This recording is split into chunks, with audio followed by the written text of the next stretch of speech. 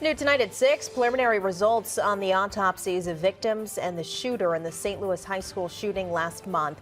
More than 3 weeks after a gunman opened fire, we now know teacher Jean Kuchka and student Alex Bell died of single gunshot wounds. Chief Investigative Reporter Lauren Traeger joins us with this update you'll only see on News 4 tonight.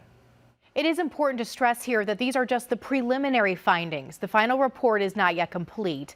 And while some of the details may be a bit difficult to hear, the autopsy can give us a piece of what happened that terrible day, though it's just a part of the overall investigation.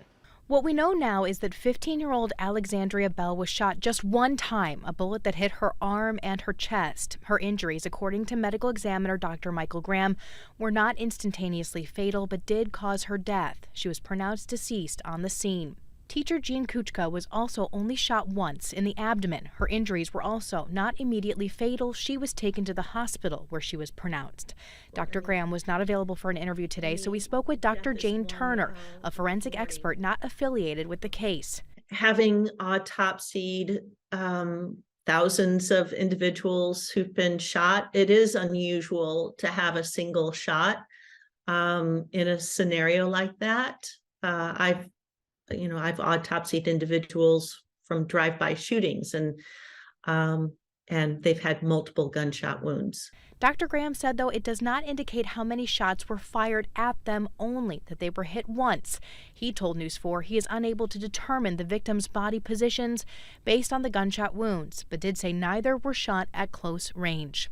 Graham also autopsied 19-year-old Orlando Harris, the shooter. He could only say he was shot several times by law enforcement with at least one handgun and high-velocity rifle.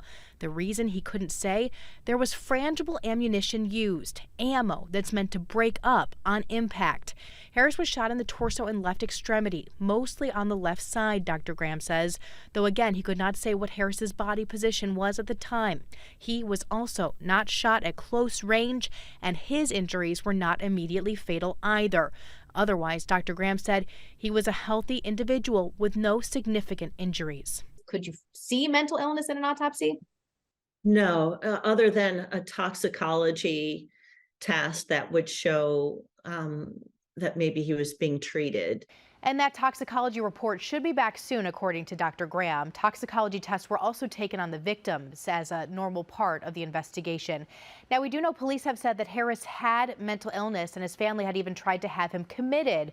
So News 4, along with the Post-Dispatch, has filed a petition in St. Louis court asking a judge to release any records on his mental state that might exist with the courts. This is so we can see what, if any, steps were taken to try to stop this shooting before it happened. Under the law, those records are kept confidential unless it can be proven there is good cause to open them. There is a hearing set for November 30th where the media will be arguing the records should be made available, and we will certainly keep you posted. I'm Lauren Traeger, News 4 Investigates. In response to our questions about the autopsy report, St. Louis police said they do not issue frangible ammunition to their officers, but their patrol rifles do use ammo that will fragment upon impact. We also learned from police today that 8 officers discharged firearms that day, but one was to breach a locked gate. Plans are still being finalized for both Central VPA and Collegiate SMB, which share the Kings Highway campus, for those students and staff to return to in person. In the meantime, a new show of support to the lives lost and those forever changed. Right now, 2 McDonald's locations will be donating portions of their sales to the schools. One is on Natural Bridge, the other on South Kings Highway. That fundraiser ends at 8 o'clock tonight. We have more ways that you can help on the KMOV News app and on KMOV.com.